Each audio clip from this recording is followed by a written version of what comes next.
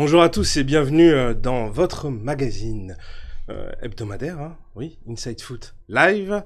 C'est un plaisir d'être encore une fois avec vous.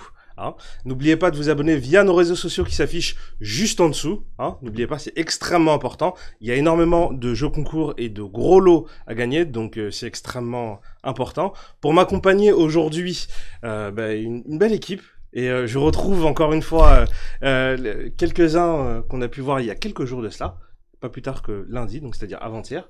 Juba, appelle-moi Isnogoud ce soir. Isnogoud. Ouais, parce que tu te rappelles que je voulais prendre ta place. Oui, c'est ça. C'est un peu polémique comme on a parlé depuis dans la rédaction et tout. Non, mais que de l'amour. Et c'est un plaisir d'être là avec toi, Achille, avec vous, tout le monde, Walid, Juan José et Bruno.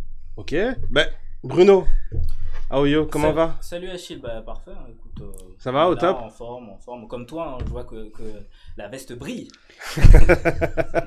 C'est toujours le petit commentaire. Ça. Ouais, tu veux pas t'arrêter, hein? Le petit commentaire. De bas de page, et puis tout fraîchement, alors est-ce que tu viens d'arriver d'Espagne, de Valence? Est-ce que tu viens de Paris là? Juan José Dorado est avec nous aujourd'hui. Buenas tardes. D'abord, buenas tardes a todos. Enchanté de retrouver Inside Foot, une nouvelle émission. On en a fait en confinement, forcément. C'est ça. Mais là, ça fait plaisir de revenir en studio. Ouais, effectivement. Et ça va du côté de l'Espagne? Ça va du côté de l'Espagne. Nous, par rapport à la France, encore mieux, puisque nous, on a du foot. Ah oui. Apparemment, vous n'en avez pas. Ça va. Ça. Et puis, Walid? Oui. Comment? Ça va, Achille? Au top? Oui, au top. T'es prêt? Encore plein de choses. Ouais, jeu concours. Sans plus tarder, on va commencer tout de suite par parler du jeu concours. On va. Pour rappel, il vous suffit de vous abonner pour y participer. Et aujourd'hui, la question, c'est combien de buts a marqué Edinson Cavani lors de sa première saison au PSG en championnat. Donc, n'oubliez pas.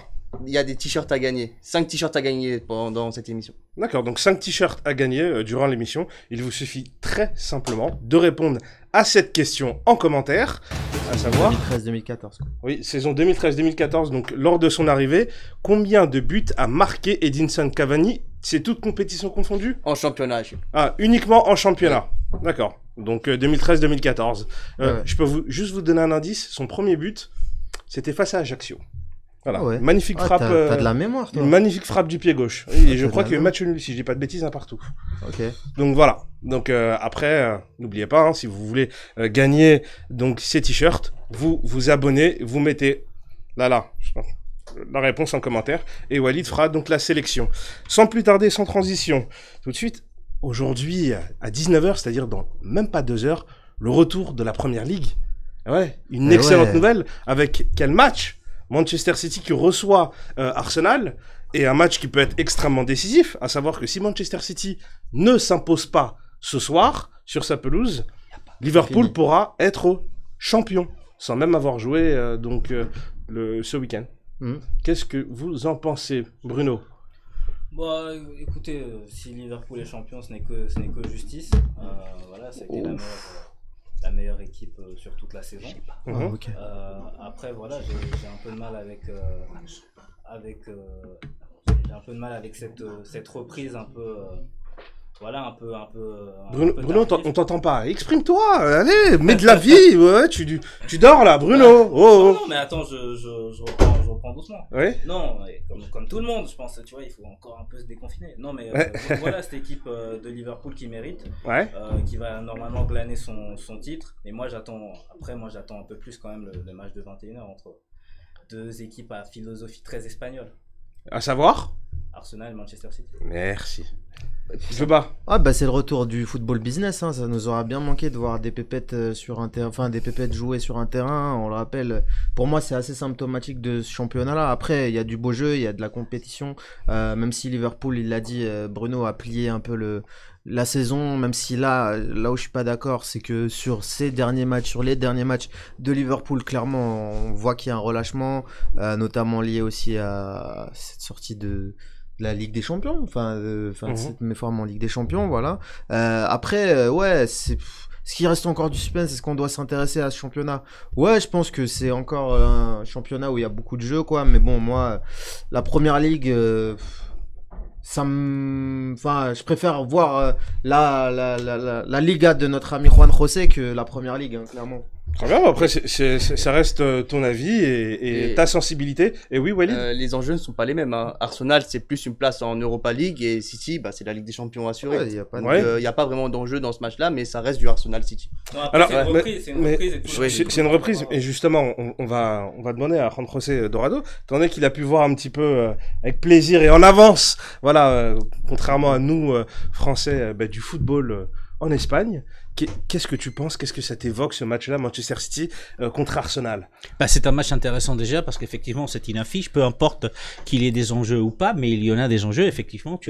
Et on va y venir. Tu l'as dit par rapport à Liverpool, effectivement, sera-t-il ou pas champion déjà en Angleterre aujourd'hui, mais surtout, il y a ces places en Champions League et en Europa League qu'ils n'ont pas encore décidé. Il faut se rappeler tout simplement qu'il manque quand même 9 matchs à jouer et 9 matchs qu'il faut jouer complètement parce que derrière tout ça, et on en parlera tout au long de cette émission un peu plus tard, mais derrière ces 9 matchs, il y a la Champions League pour certains, de ces équipes qui vont repérer. Mais surtout, c'est intéressant de voir reprendre la Première Ligue, d'abord parce que il était temps que le football reprenne aussi, puisque on parle des secteurs économiques dans tous les pays qui reprennent petit à petit, et je ne vois pas pourquoi le football, qui est un secteur économique vachement important, et notamment en Angleterre, pourquoi il ne devait pas reprendre. N'oubliez pas quand même qu'aujourd'hui, la survie des pas mal des clubs anglais dépend aussi de la reprise de ce championnat. Je lisais une étude il y a une semaine à peu près, où on disait que la dette des clubs est un peu plus d'1 milliard. Donc imaginez effectivement si le championnat ne reprenait pas. Donc c'est bien pour les enjeux économiques, mais c'est surtout bien évidemment pour les enjeux sportifs. Et il y en a, même si Juba n'est pas tout à fait d'accord. Je suis pas d'accord du tout, Achille, si je peux me permettre. C'est avant Liverpool là, cette saison là, avant Liverpool la saison dernière. Quand est-ce qu'il y a eu un intérêt des clubs anglais pour les compétitions européennes? Les clubs anglais s'en foutent royalement, enfin à part Liverpool, de la Ligue des Champions. Avant Liverpool, qui y avait? Il y avait personne. Ils s'en foutent les clubs anglais. Pépettes. C'est pour ça qu'ils ont gagné la Champions League et ils sont aussi en titre pour l'Europa League. Il y a que Liverpool cette saison. Mais ce que je veux dire, c'est que la saison passée, on a quand même vu énormément d'équipes anglaises, c'est-à-dire à travers Tottenham, Manchester City, Liverpool, ça fait quand même 3 clubs. Ça fait quand même 3 clubs quasiment dans le dernier carré. Avant ça, c'était une catastrophe. Il y avait pas de club anglais parce que les clubs anglais s'en foutent. Eux, ils courent derrière l'argent, ils courent derrière les 7 milliards de redevances audiovisuelles tous les ans pour leur championnat. Ils savent que l'argent se trouve dans leur championnat. Enfin, j'ai quand même l'impression que les clubs anglais s'en foutent des compétitions européennes. Justement, par rapport à ça, et on va revenir un petit peu vraiment sur la compétition anglaise, donc le championnat. Il y a quand même un autre match. À défaut de Manchester City vs Arsenal, il y a un match dans le match. C'est-à-dire que Arteta vs Guardiola. Donc le maître face au disciple. C'est sûr. Et c'est ça. Et pour cette reprise, voyez quand même le calendrier de Guardiola qui peut quand même espérer peut-être mettre fin à cette disette, à cette rivalité avec Liverpool, et peut-être, qui sait, peut-être coiffer Liverpool au poteau, hein, Walid, parce qu'on sait que tu es un grand ami et un grand fervent supporter de Liverpool. Par rapport à ça, écoutez, juste le calendrier, hein. Chelsea, Liverpool, Arsenal. C'est énorme. C'est énorme. Donc, est-ce que Guardiola va réussir à enchaîner? De toute façon, là, enchaîner. Là, il y a pas de titre en jeu pour City. Là, ils vont essayer de se qualifier pour la Ligue des Champions. Voilà, moi, là, aujourd'hui, là, on peut être content, c'est une reprise. Ça va être une opposition entre deux Barcelonais, deux Catalans, deux vrais Catalans. Voilà, avec une identité de jeu bien précise, avec des joueurs qui courent beaucoup de flexibilité tactique. Avec un jeu, le jeu qui repart de derrière avec le gardien, et en première ligue, c'est clair que voilà, c'est plus compliqué. Avec Bravo, Guardiola a démocratisé ça, mais aussi de son côté avec Bernd Leno, Mikel Arteta essaie de faire ça, donc ça va être très intéressant, mais c'est pas le match du titre. C'est une belle reprise, une belle affiche comme la première ligue sait le faire. Ils ont aussi bien calé leur calendrier pour qu'on ait ce match-là en prime time, mais c'est pas un match hyper décisif. Sur le papier, c'est déséquilibré, et plus dans l'enjeu, Mais on va demander la sensibilité. Ah, il y a des réactions. Une réaction de Michael. Michael, merci de nous rejoindre. Il dit non, impossible, les Reds seront champions, ils ont trop attendu. Ouais, il n'y a plus d'intérêt. Ouais, mais justement, on va y revenir juste avant de parler de Liverpool. Mais Juan José, toi qui est espagnol. Oui, tout à fait. Voilà, tout à fait. A priori, après, je sais pas. Hein, on sait pas. Je n'ai que la nationalité espagnole, hein, tu vois.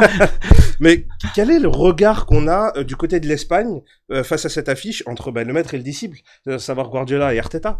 Bon, déjà, les appeler maître et disciple, oui, à la limite, si tu veux. La première des choses, c'est, sur le papier, est un match qui est déséquilibré entre le numéro 2 de la Première Ligue et le 9e qui va essayer d'accrocher l'Europa League. Après, effectivement, il y a un enjeu quand même assez important, c'est surtout pour Manchester. Parce que même s'il va jamais arriver à rattraper Liverpool, il y a la Champions League derrière, même si on oublie peut-être un peu trop vite qu'ils ont été sanctionnés. Hein, et a priori, ils sont exclus des compétitions européennes pendant 2 saisons. Ça, je demande. Mais on attend d'ici la fin du mois de juillet, je crois que c'est juillet, qu'on connaîtra la décision définitive, l'appel qui a été effectivement interposé. Donc, mais c'est vrai que ce match est aussi quelque part un peu déséquilibré entre Guardiola Regardez Guardiola, il a entraîné le Barça, il a entraîné le Bayern, il a entraîné City, il a été champion avec tous ces clubs-là. Donc, et Arteta qui a été un grand joueur, mais n'avait pas la qualité de notre ami Guardiola. Et c'est vrai que pendant 3 ans, il a travaillé à côté de Guardiola. Il a beaucoup appris de Guardiola. Mais je lisais un article ce matin de nos confrères de l'équipe qui expliquait aussi, et ils ont tout à fait raison, que dans le jeu d'Arteta, il y a de Arsène Wenger, forcément. Il a été avec lui pendant 3 ans à Arsenal aussi, en tant que joueur. Donc c'est un match déséquilibré, avec un match entre 2 entraîneurs aussi un tout petit peu déséquilibré. Un qui est confirmé, et l'autre qui essaye d'être confirmé en tant qu'entraîneur ou grand entraîneur. Alors, c'est une réussite pour Arteta déjà, même il vient remplacer Unai Emery qui a été vite mis à la porte. Mais au-delà de ça, avantage pour City, avantage pour Guardiola dans ce match. Donc, dans ce cas de figure, voilà. Donc, d'après Juan José, Manchester City devrait s'imposer. Bruno, un pronostic? Victoire de Manchester City. Aussi. Juba? Ouais, victoire de City. Hein. Victoire de City aussi, donc de manière unanime et collégiale, tout le monde dit Manchester City. Alors, je vais demander. Pas une Ferrari à un karting, tu vois. Voilà. Je vous avais pas montré, mais voilà. Le premier carton, premier carton jaune. Et oui, c'est parce que Juba. Quoi? Premier avertissement. Mais quoi? Au deuxième avertissement, carton rouge, et tu parles plus pendant 30 secondes. Oh non. Okay, 30 secondes, c'est tout. Pendant 30 secondes. Brandis-le bien. Voilà, je pense qu'on l'a pas bien vu. Voilà, en l'occurrence. Donc, mais 30 secondes, c'est petit. On va voir. Et toi, pour le coup, tu nous parleras de cette chemise de couleur rouge un peu. Ah ouais. Il n'y a pas de supporters de Liverpool sur ce plateau. Ouais, non, mais tout de suite, on se retrouve après une petite page de publicité.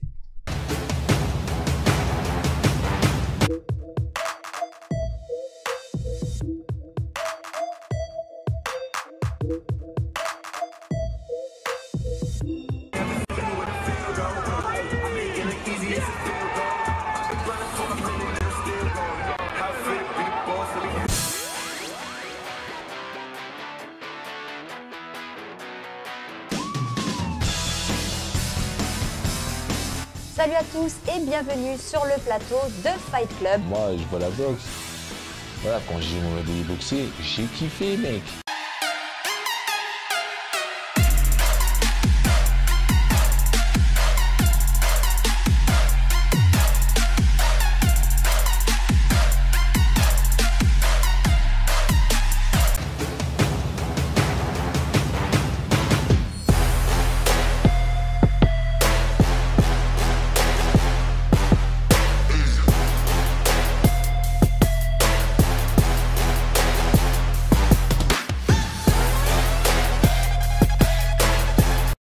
Dans cette deuxième partie d'Inside Foot Live, toujours un plaisir d'être en votre compagnie. N'oubliez pas toujours de vous abonner via les réseaux sociaux qui s'affichent juste en dessous, extrêmement important. Et sans plus tarder, il y a un jeu concours. Oui. Alors ce jeu concours permettra de remporter, Walid, si je ne dis pas de bêtises, 5 t-shirts, c'est ça? 5 t-shirts, donc ça veut dire qu'il y aura 5 gagnants. 5 gagnants, voilà. Exceptionnellement, aujourd'hui, il y a 5 gagnants. Donc vraiment, pour le coup, faut jouer et vous avez un maximum de chances de pouvoir remporter ces t-shirts. Et la question, donc combien de buts a marqué Edinson Cavani lors de sa première saison au PSG 2013, voilà. Saison 2013-2014. En championnat. En championnat, voilà. Faut bien le préciser. En championnat. Et Walid se fera un plaisir de choisir les 5 gagnants. Les 5 gagnants. Sans plus tarder, sans transition, toujours, en parlant du Paris Saint-Germain, très bien. Nous allons faire c'est comme on le disait lors de la précédente émission, c'est l'heure du bilan. Un petit peu, et parlons un petit peu du cas d'Edinson Cavani. Et oui, Edinson Cavani, cet attaquant uruguayen qui a marqué de son empreinte le club. Oui, bon, on est tous d'accord et de manière unanime. 200 buts. Hein. Voilà, en mettant 200 buts, effectivement.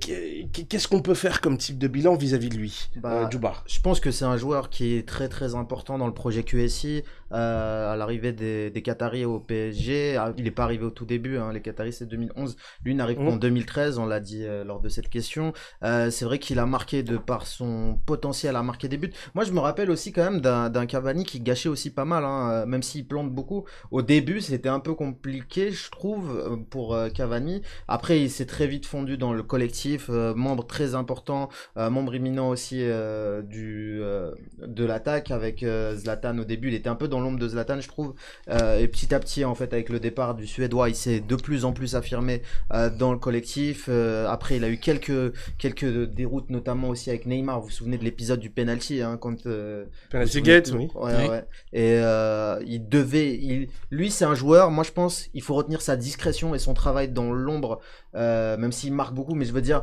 son travail discret, parce que ça va pas être la méga star de ton projet comme Neymar, comme Mbappé, mais lui il va être très très très efficace, très redoutable, et je pense qu'on ne peut tirer que du positif, même si cette dernière saison notamment liée à ses blessures reste compliquée pour Edinson Cavani. Et alors Djouba, donc c'est extrêmement rare de t'entendre parler de quelqu'un de cette manière. Je te félicite. Bravo. Bravo. Positif. Ouais, bravo. Non, mais Cavani, tu peux pas. Moi, ce qui me déçoit par contre, parce que là, je vais être un peu négatif, c'est les supporters du PSG. Quand ils lui crachent dessus en oubliant tout le taf qu'il a fait au PSG, moi, je suis désolé. Quand on est là, on dit ouais, mais Cavani, il est claqué, je sais pas quoi. Mais les gars, vous oubliez que c'est un mec qui vous a fait gagner, qui vous a apporté beaucoup, hein, dans le collectif. Ouais, je peux pas accepter qu'on crache comme ça sur Cavani, tu vois. D'accord. Alors, oui, non, je suis tout à fait d'accord avec Djouba. Ce qui m'étonne, c'est effectivement le manque d'amour qu'on éprouve vers Cavani. Sûr. Un mec qui joue plus de 300 matchs, qui marque 200 buts, qui a gagné avec le PSG 21 titres nationaux, je crois. C'est ça. Et il essaye de partir à l'intersaison, on ne le laisse pas partir. On ne veut pas le laisser partir. Et là, il va partir libre. Il a manqué peut-être des charismes, parce qu'il a été trop discret.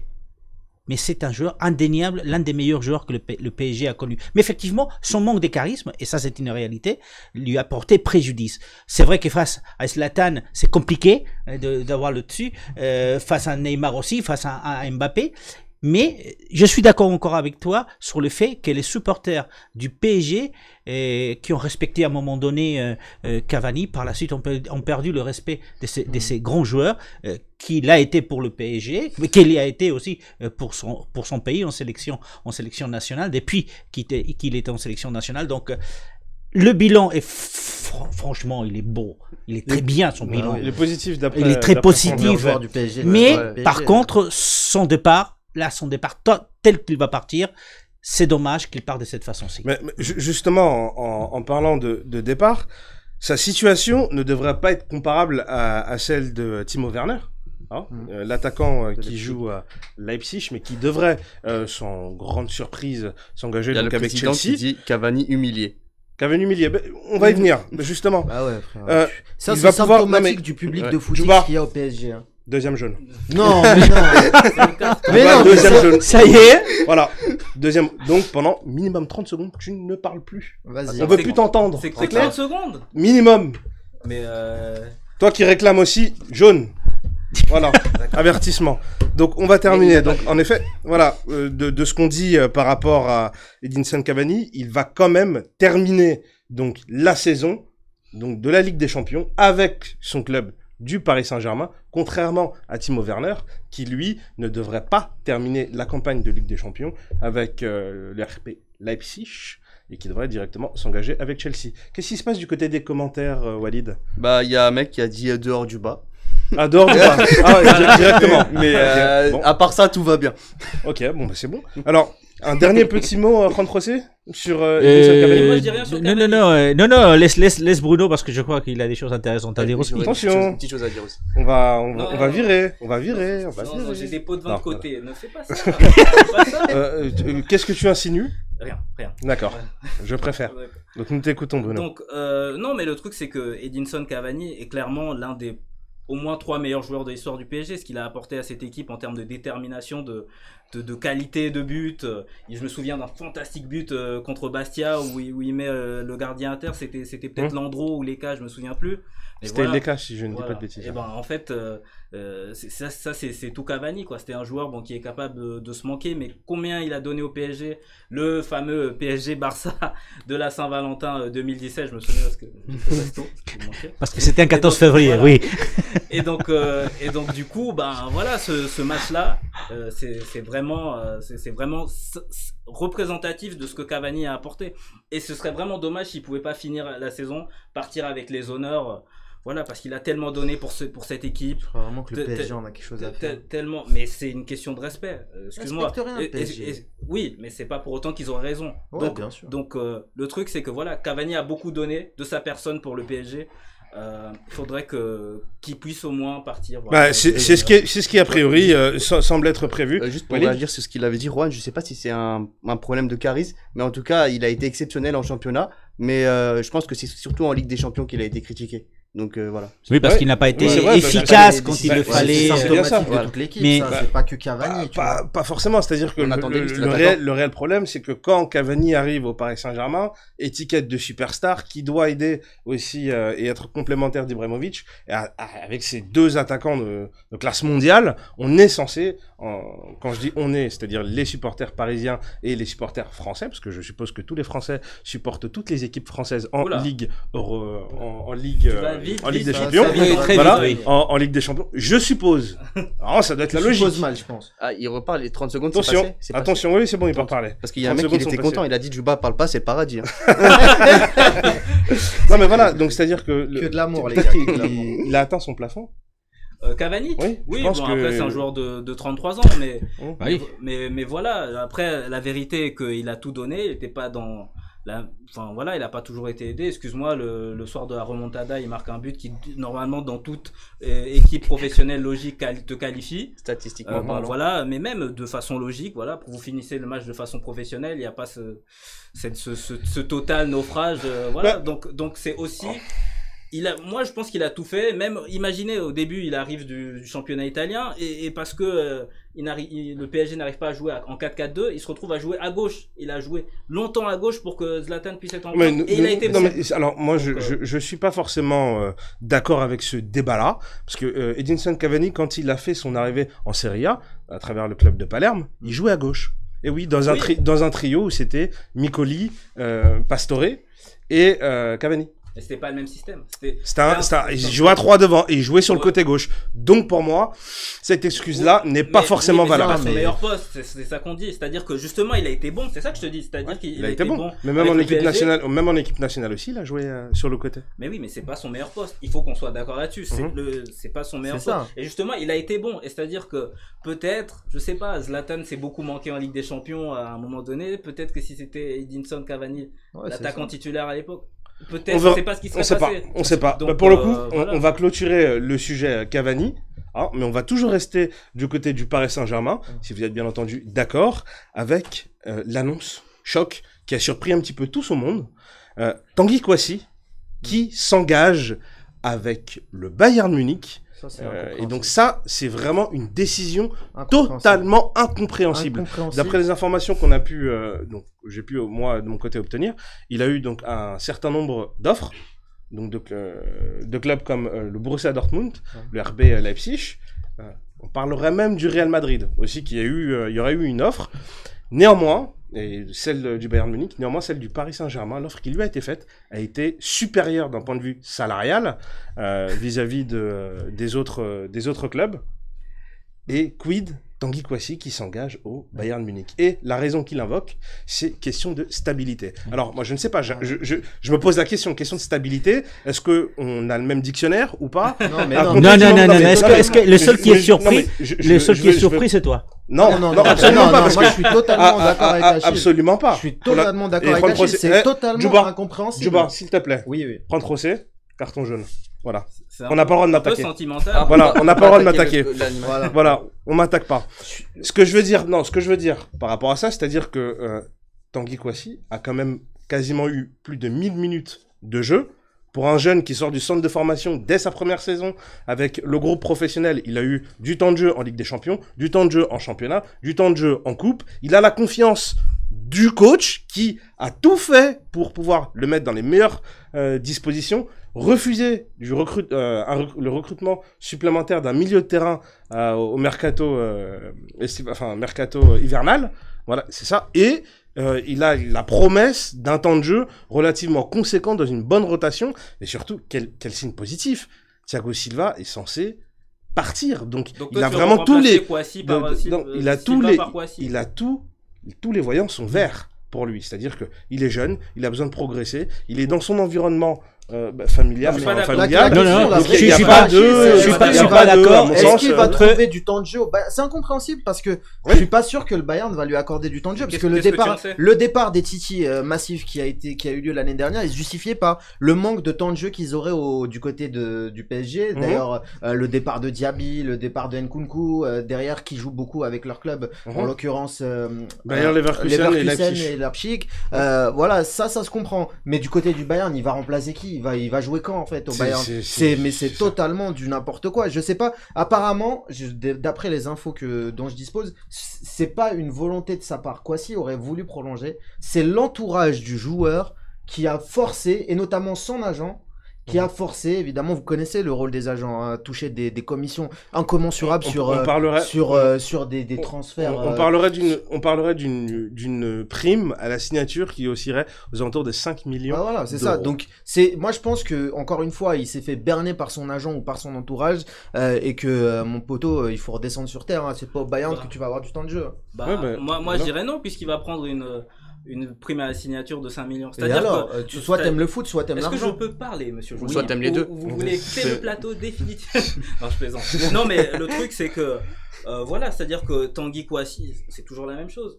Tu peux mettre la maman à l'abri, ça va devenir mon poncif. C'est-à-dire que tu peux prendre 5 millions là en signant au Bayern. Le Bayern, tu sais pas quel est le projet qu'ils ont. C'est-à-dire ils vont peut-être le prêter à un bon club de Bundesliga, il va pouvoir se développer, il fera une belle carrière, tout comme ça aurait pu marcher au Paris Saint-Germain aussi. Après, si c'est l'influence de l'agent, c'est clair que c'est regrettable, mais il y a très peu de clubs européens de ce niveau-là qui font jouer un joueur qui n'a pas de contrat pro pendant toute une saison comme ça et sont dans l'expectative. C'est rapidement, normalement, c'est un risque à ne pas prendre. Et en fait, bah oui, le PSG a exposé Kouassi pour que le Bayern en profite. C'est triste, mais voilà. Justement, je veux Juan José, que tu nous apportes un œil vraiment neuf, parce que tu soulèves un vrai point, Bruno. Il y a un problème en France.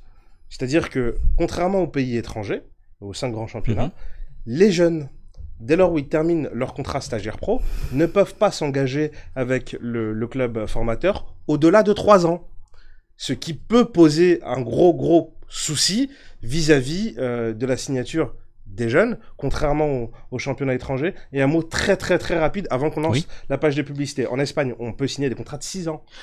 Oui, on peut signer des contrats de 6 ans, mais ça ne veut pas dire que vous pouvez rester dans le club. Vous savez que du côté de la Masia, je veux dire, ce qui se passe avec Kouassi, ça se passe actuellement du côté de la Masia, où beaucoup des joueurs sont obligés de partir parce que ils voient que leur futur en équipe A est impossible. Donc, c'est un peu le cas de Kouassi. Mais je pourrais développer après si tu veux, parce qu'il y a quand même beaucoup de raisons qui justifient qu'ils partent. C'est pour ça que je te disais que c'est le seul qui est vraiment surpris du fait que Kouassi s'en aille du côté du Bayern. Ok, très bien. Bon, bah écoutez, si tu me le permets, juste après la petite page de publicité pour la dernière partie, tu vas développer Parce que là, tu nous intéresses, là. Tu nous mets l'eau à la bouche, comme ça, et puis tu veux partir. Non. Tu vas nous expliquer ça. Donc, tout de suite, tout de suite, petite page de publicité. On se retrouve pour la dernière partie d'Inside Foot Live.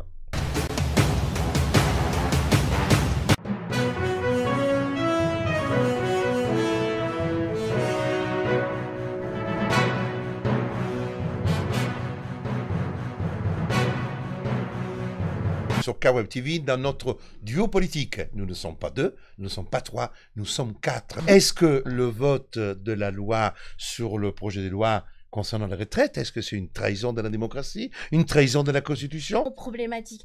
C'est le contexte dans lequel il est utilisé. Parce que les gens vont voir là une espèce de porte ouverte pour pouvoir continuer à contester massivement, sachant que... Alors, finalement, moi je trouve que ce pouvoir sur la réforme des retraites, il a fait ce qu'il fait de mieux, il est passé en force.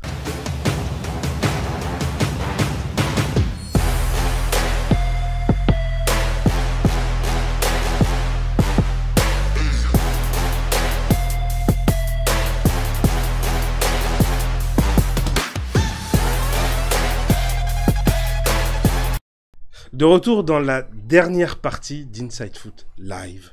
N'oubliez pas de vous abonner via nos réseaux sociaux qui s'affichent juste en dessous. Hein, extrêmement important. Il y a le jeu concours. Alors effectivement, tout à l'heure, je n'avais pas le t-shirt. Voilà. Donc ça pouvait peut-être laisser penser que c'était pas vrai. Mais le voici. Voilà. Le t-shirt Network Foot. Il est là. Voilà. Il est joli. Et, voilà. Il est relativement super sympa. À notre image, je suppose. Ouais, je pense. Vraiment sympa. Enfin, pas du tout.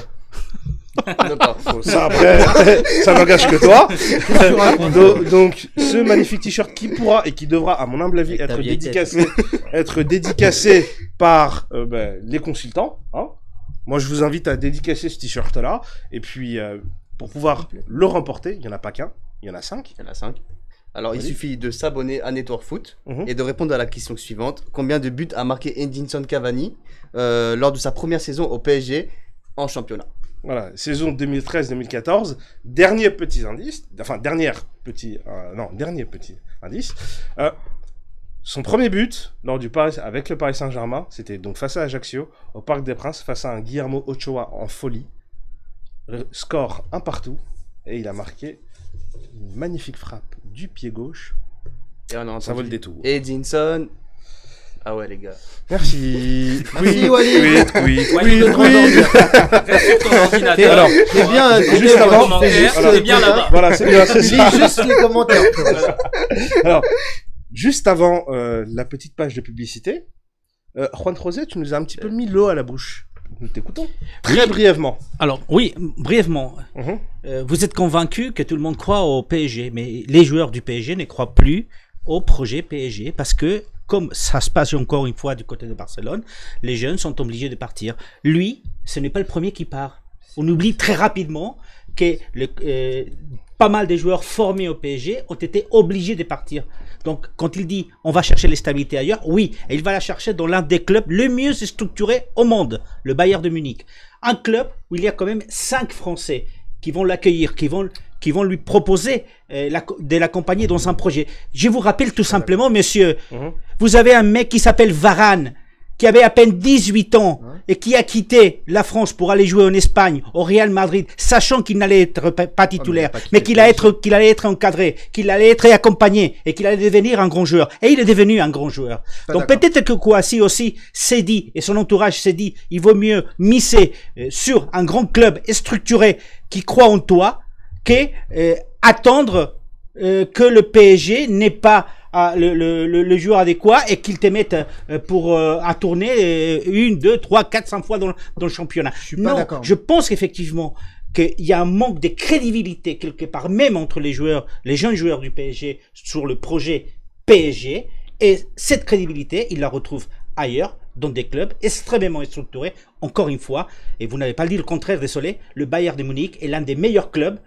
au niveau des structures qu'il existe aujourd'hui. Donc c'est pas du tout une folie de partir là-bas, c'est pas du tout une folie. Je suis pas d'accord du tout, Juan José, parce que le PSG est quand même un club très très bien structuré. Quand tu vois Vincent Guérin, Stéphane Roche, pardon, qui encadre les U19, c'est un des très très très bons clubs qui est structuré en France, si ce n'est le seul club structuré. Il y a Lyon aussi un peu, mais enfin c'est une une très très bonne structure. Je pense que en plus, Leonardo a fait comprendre à Kouassi qu'il aurait quand même un rôle important, et notamment avec le départ de Varane, de Thiago Silva, il y aura quand même de la place au niveau de la défense centrale. Peut-être voir un Kimpembe qui s'affirme plus et donc avoir du temps de jeu, parce qu'on sait que voilà, il va y avoir des postes qui vont se libérer, puisqu'avec le départ de Silva, il va y avoir de plus en plus de place, de plus en plus de rotation. Moi, je pense que les joueurs croient au projet PSG, mais ils veulent du temps de jeu. Et donc, moi, je pense que d'après les échos que j'ai eus, c'est vraiment l'entourage et les agents et les machins.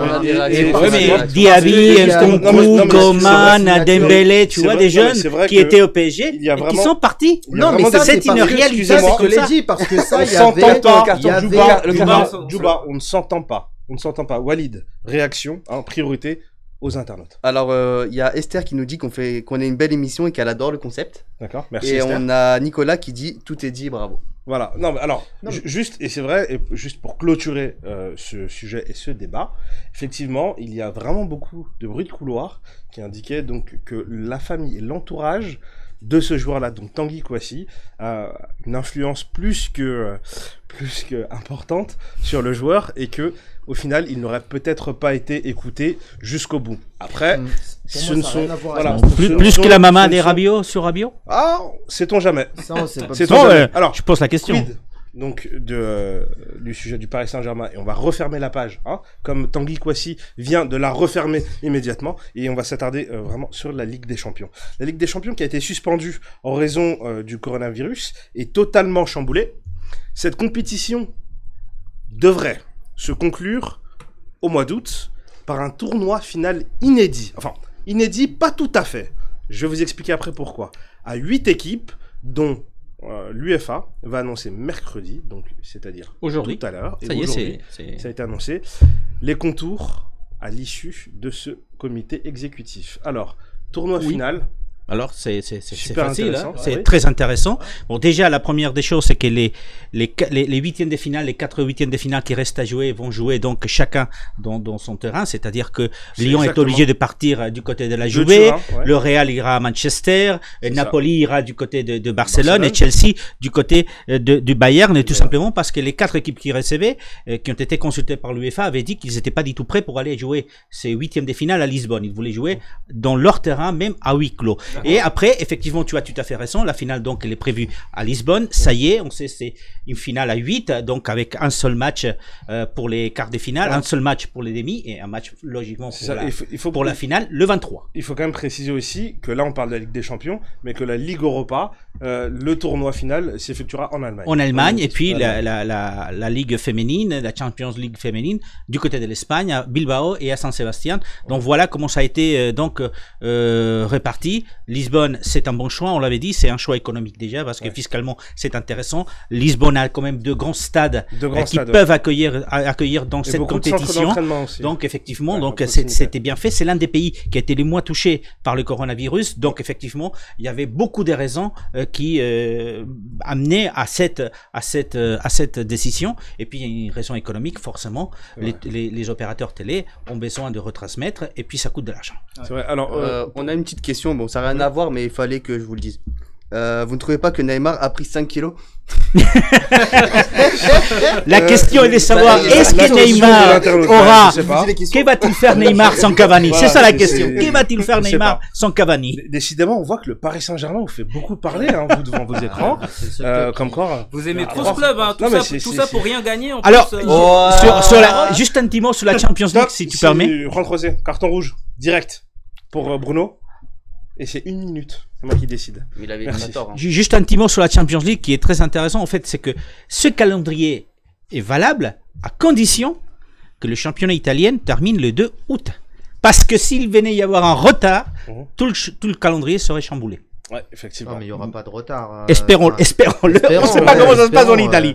Mais sinon, on aura une finale le 23 août du côté de Lisbonne. Et ce n'est pas une première.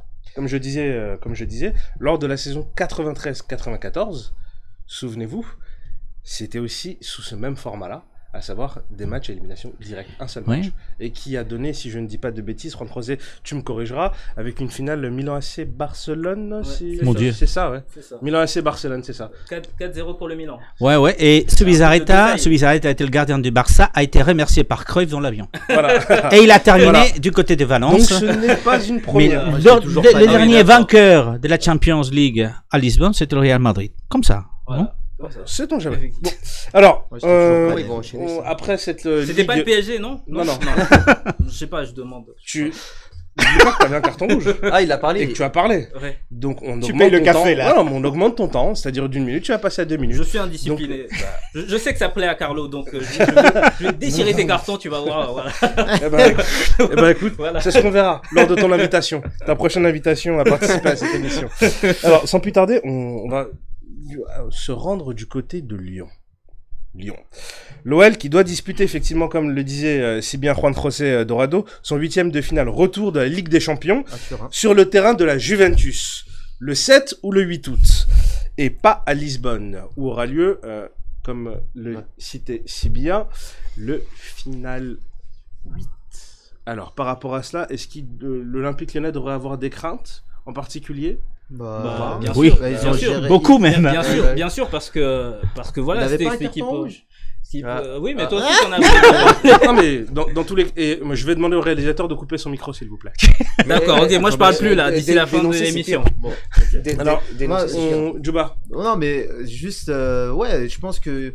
Il y a des craintes à avoir parce que déjà, en Italie, ça rejoue, donc ils seront vachement plus prêts physiquement, même s'ils ont un avantage au score. On sait même pas à quoi ressemble Lyon aujourd'hui parce que Lyon ne joue plus, donc c'est la fédération française qui s'est tiré une balle dans le pied, tu vois. C'est la LFP avec Nathalie Bois-de-la-Tour. Je vais pas encore continuer à les démonter ici, mais Nathalie Bois-de-la-Tour, Kyo, en consultation avec Deschamps et tous les clowns qui dirigent le football en France. Et c'est tous ces gens-là qui ont mis une balle dans le pied de Lyon. Après, Lyon doit s'inquiéter au même titre que le PSG qui doit s'inquiéter aussi. Certes, c'est une Juve qu'ils ont dominé à l'aller, mais c'est une Juve beaucoup plus près qu'ils doivent s'attendre à affronter. Justement, en parlant de la Juventus et de ce club assez mythique, aux 2 étoiles, on a pu voir le retour en forme de Cristiano Ronaldo, qui est revenu encore plus affûté que avant cette trêve, mais bonne chance et bonne nouvelle pour l'Olympique Lyonnais, qui récupère Memphis Depay, et puis Jeffrey Adelaide. Donc c'est des arguments de poids qui peuvent aussi influer peut-être dans la balance, et peut-être, qui sait, éliminer la Juventus de Turin. Juan José. C'est des arguments, des poids, je ne sais pas, sincèrement. Si tu compares à Memphis Depay et à Cristiano Ronaldo, non, c'est pas comparé. Non, mais d'un côté, Cristiano revient, d'un autre côté, la Memphis Depay. Non, c'est pas du tout pareil, c'est pas du tout pareil. Non, je pense que sur le papier, le PSG et le Lyon est désavantagé, surtout maintenant avec effectivement l'arrêt de la Ligue 1, donc on manque de préparation physique et psychologique, parce que psychologiquement il faut être dans la compétition, ce qui est déjà la Juve, et pas du tout Lyon, et puis ils vont jouer quand même dans un stade vide. Les Italiens ont eu le temps de s'habituer quelque part, ce qui n'est pas du tout le cas de Lyon. Donc je crois que c'est assez mal parti, pour Lyon. C'est mal parti. Bon, alors si je dois vous demander éventuellement un petit pronostic, et Bruno, tu as la parole maintenant. Je t'écoute. Et nous t'écoutons. Victoire de la Juve, 3-1. Lyon n'a pas assez de compétition. D'accord. Djouba? Je vois bien un 4-0 pour la Juve. 4-0 pour la Juve. Triplé de Ronaldo. Très bien. 3-0. D'accord. Et Walid? Je vois bien une victoire de la Juve, mais avec un beau match de Lyon quand même. Un beau match de l'Olympique Lyonnais. Oui. Un beau match, mais ils vont perdre quand même. On salue un des fervents supporters de l'Olympique Lyonnais, à savoir Maxence, qui doit être devant son écran. Oui. Il a dit belle émission. Belle émission. Merci. Maxence, on te salue et on espère que. On te salue. On te salue. Voilà, c'est ça. Tout simplement, on espère que tu vas bien de ton côté. Alors, le dernier sujet de cette émission. Et là, je pense que ça sent bon là. Il y a un scoop. Et ouais, vous m'avez l'air d'être un peu. Oui, bon. Je sais pas. Réveillez-vous. Non, mais c'est intéressant. Moi, j'ai pas le droit de parler. Il y a des scoops là. Non, si, maintenant t'as le droit de parler. Voilà. Il y a un énorme retournement de situation dans le rachat de Newcastle. Et oui. initialement prévu. C'est-à-dire que, initialement prévu, le patron de la Première Ligue, Richard Masters, va étudier de près l'appel au blocage du projet du rachat de Newcastle par un fonds d'investissement, par le fonds souverain saoudien, formulé par Atis Cengiz, la fiancée du journaliste assassiné fin 2018 dans le consulat d'Arabie Saoudite à Istanbul. Selon un reportage Altis, Cengiz a écrit à la Ligue anglaise pour s'opposer à l'accord, tandis qu'Amnesty International aussi est rentré dans la danse et risquait de devenir un bouc émissaire si l'affaire devait être concrétisée. Imaginez-vous le contexte dans lequel Newcastle, club de football, qui n'a en aucun cas de figure une figure politique, se retrouve. Que doivent penser les supporters de Newcastle, donc des Magpies? C'est-à-dire qu'ils ont la chance d'avoir ce fonds souverain qui vient pour vraiment concurrencer les plus grosses équipes et redonner le lustre d'antan de Newcastle. Et là, bang, qu'est-ce qui se passe? Il y a effectivement une lutte d'influence, lutte de pouvoir, et là, normalement, initialement prévu avant le Corona, le rachat du club aurait dû être fait avant le Corona, mais quid de ce rachat, qu'est-ce que ça va donner? Après, c'est un lustre relatif, hein. Newcastle n'est pas la meilleure équipe de l'histoire du championnat d'Angleterre. Après, voilà, l'Arabie Saoudite aussi, c'est pas juste, c'est beaucoup de lobbyisme, de lobbying, c'est-à-dire que voilà, beIN Sport met énormément d'argent pour rediffuser ce championnat dans toute... 500 millions. On parle de 500 millions dans plusieurs pays du monde, et notamment dans le Moyen-Orient et l'Afrique du Nord.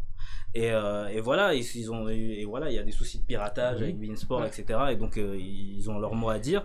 Voilà, la Première Ligue, voilà, c'est un peu un club fermé dans lequel il faut que tout le monde soit d'accord pour que tu entres. Donc malheureusement pour les supporters de Newcastle qui nous font sur Twitter des compos Mbappé, Van Dijk à Newcastle la saison prochaine, ça paraît mal embarqué. Le vrai problème, c'est le rapport de l'OMC. C'est ça le vrai problème. L'OMC qui pointe directement donc ce fonds souverain pour pas avoir lutté, même donc avoir promu le piratage de la Première Ligue, de la Liga Espagnole, et donc des droits qui devient à l'UEFA et à la FIFA. C'est ça le vrai problème.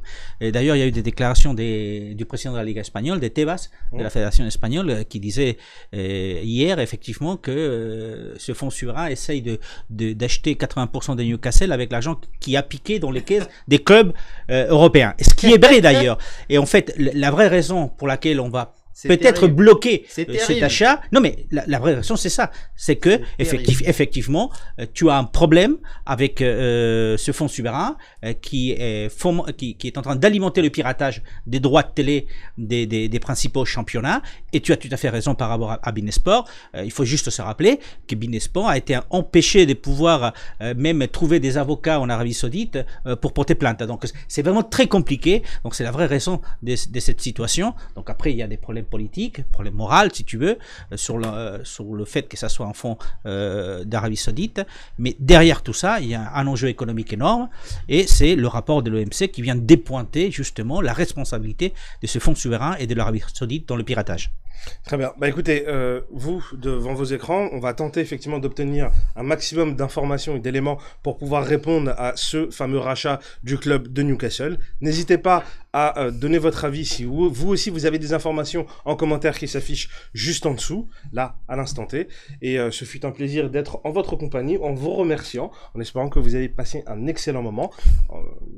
Pour ma part, ça a été un très très bon moment. J'espère que ça vous a plu, vous, devant vos écrans. Je rappelle juste le petit jeu concours avec le t-shirt. Voilà.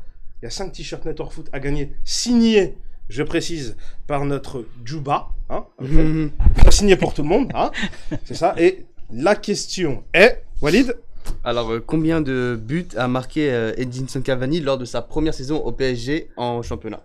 D'accord, donc la réponse en commentaire. N'oubliez pas de vous abonner, c'est extrêmement important. Et on annoncera les gagnants lors de la prochaine émission. D'accord, donc les 5 prochains gagnants seront annoncés.